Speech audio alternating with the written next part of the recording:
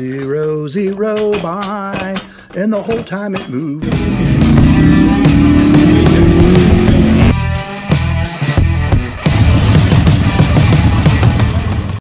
We are going to talk about links suspension, particularly the triangulated four-link.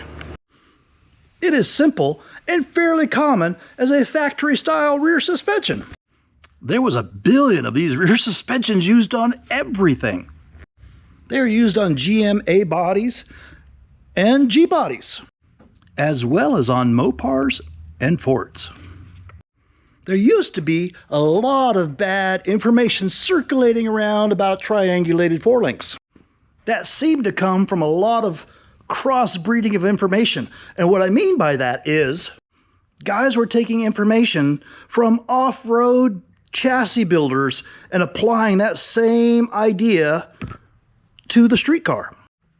And the other half of that was they were using the old technology that they knew from the 60s off the old A bodies and into the G body. What I meant by the old tech is that the old cars used to have just a stamped steel arm that we bent into like a U-shaped channel. And at the end of that channel, they used to just stuff a rubber bushing in there that had very little movement. And even to this day, there's still just bad information about the triangulated four-link out there. Let me grab my phone. I just read something on a forum about this. 12 seconds later. I'm scrolling through the forums and I read this guy who's giving information out, and he says the firm bushings in a four-link keep the rear axle centered more or less and will bind in high articulation. 20 years ago, that statement was true because everything you bought had a rubber bushing in it just like that. And if you didn't have that rubber bushing, you had a noisemaker like that in it. There was nothing wrong with the Heim joint. It just needed to be kept clean. You couldn't just leave them back there and forget about them. You had to wipe them down, clean them, and check them every now and then. But bushing technology has changed in 20 years. One of the big ones we see are roto joints, and these are joints. Both of them are lined usually with Delrin and have stainless steel inner sleeves. These have no bind, so neither do roto joints. So saying that the four-link binds is just a poor build or design that you're using. You can go back and update it or build some new stuff. So let me clarify a little bit more on bad information about four-links. That bad binding information about a four-link is coming from the off-road world, but only a certain segment of the off-road world, and I don't even know why this segment was picked, because the four-link is really, really good as an all-round rear suspension. For some reason, they keep dragging that information out of the rock climbing world of off-road, where high articulation is really needed, where you kind of need, 15 or 20 inches of articulation, which isn't needed for street cars. And also, a bunch of trucks, off-road trucks, use the triangulated four-link. The perfect example, if you go to a Baja 1000 event and you get a chance to start walking through the pits, you'll notice something right away. The trophy trucks, as they call them, are running triangulated four-links. These are trucks that go across the desert at hundreds of miles an hour over the roughest terrain, bouncing, and they have a rear end, and they've all classified it even. It's called a TT600 rear suspension. It's pretty standard for a Baja 1000 and all these off-road trucks. I only bring this up because you're going to have a whole bunch of people say the same thing to you repeatedly when you put a four-link. Oh, you should put it better, you should put a three-link. I'm going to tell you that the four-link is really a good rear suspension.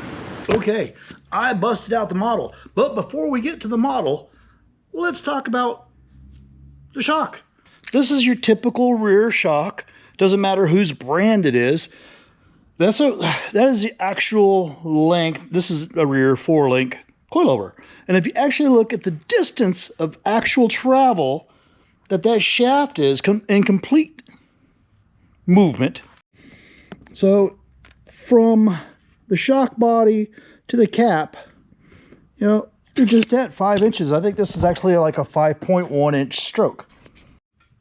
So you have 5.1 inches of stroke total. So you split that in half, right? Let's just say 5 inches total, right? So we've got 2.5 up and 2.5 inches down for rebound and compression. So the shock basically has to sit in the middle, giving you 2 inches up and 2 inches of travel down. Now we're back to our model. This is a simple triangulated 4-link I had put together before for another video. And we talked about we had 5 inches of total travel, 2.5 inches up, 2.5 inches up, okay? And 2.5 inches down. Wow, that seems pretty simple, right? So let's do all 5 inches. There's 5. Could you see the ruler, guys? 5? Think there was any bind in that? Think, maybe? No. 0, 0 bind, and the whole time it moves. Think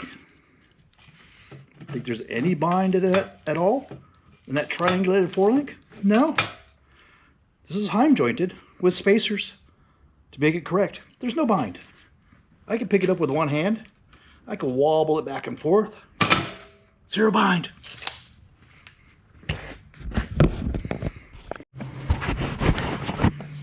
Well, we discussed bad information. We discussed packaging and why. And we'll look at this underneath the car. As you see it underneath this car, this is a triangulated 4-link. We use a nice Heim joints, not our joints here. We used our joints up top like this. And by having everything sandwiched or packaged tightly together like that, it leaves us a lot of room for extra stuff up in here. It's a nice, clean, simple setup. That's what makes a triangulated 4-link work so well. Easy packaging. It's small, compact, holds the rear end centered, and not a lot of extra parts added. You reduce the weight of your suspension, and you control the movement better. So you're putting your 4-link on your car. How much movement do you really need? You only need a little bit, maybe 5 degrees at the most, maybe 6. Anything over that, you're really going to feel like the car's really rolling over. So your suspension's on the car, and you're driving along flat, and you articulate all 10 degrees. 10 degrees is a lot. We just moved it up. Oh, I don't know. That whole 5 inches that we were talking about.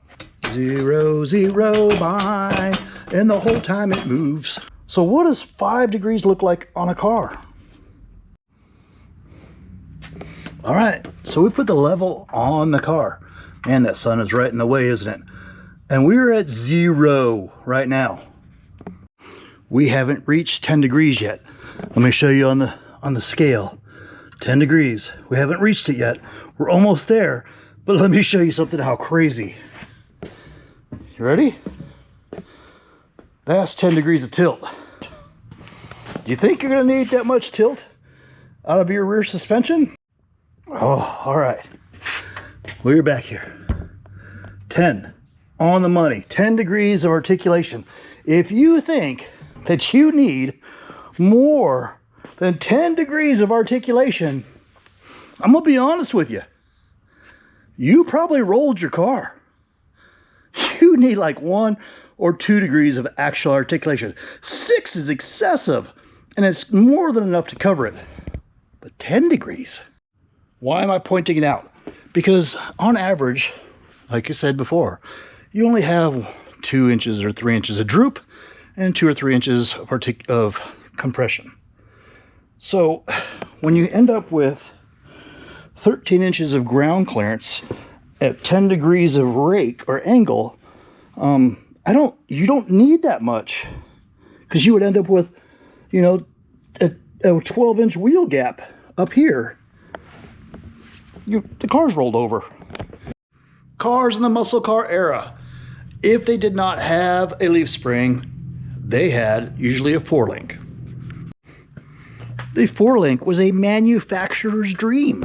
It was just simple 4 little links to hold everything in the back of the car, easy to manufacture, and held everything in place. Even though 4-links were designed back in the 60s, the technology of bushings and pivots has changed in those 50 years. The four-link, when it comes down to it, the essence of it is just 4 bars. That's why it's a triangulated four-link. Usually, your 2 lower bars are straight or parallel with the car. And then your 2 upper bars usually had 4, 2 lowers and 2 uppers. Your upper bars are usually tilted in at about a 30 to a 45 degree angle. On some cars, you package it so you come off the differential towards the frame rails going outboard, and on other cars, you can package it coming from the differential and tilting in or going towards the center of the car. When I worked at Ride Tech, I had taken my first-gen Camaro, and the bars used to go outboard from the differential out towards the frame. When I worked there on my own car, I actually cantered them inboard, which is how the kits now come. And I felt that the car emulated a 3-link a little bit better, had a little bit nicer roll. I don't have any real hard data on that because, you know, I was just a seat of the pants driver at that time, and that is literally how the car felt to me. So the essence of the 4-link is you have 2 lower bars, triangulated 4-link, 2 lower bars straight, 2 upper bars are canted, usually about a 30 degree to a 45 degree angle, either inboard or outboard. That helps hold the rear end centered.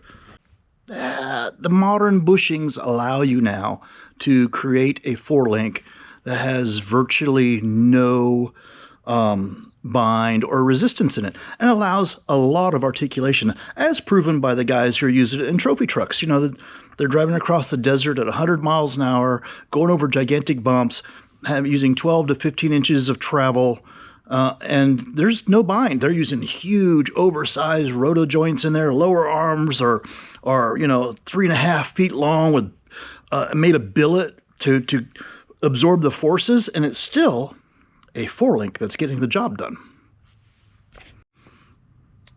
Thanks for watching this 4-link video. Like and subscribe. Please share it to your friends. You guys just doing that free just subscribe button really there. It was too dark. Subscribing to the channel and liking the videos really helps us build videos. We're not getting rich off of it, but you know, $50 or $60 a month goes towards little projects and everything else we're doing. So thanks again, guys. Like, subscribe. I'll do more tech videos, and this has been a lot of fun. Thanks for listening to my rambles about a triangulated 4-link. I love them.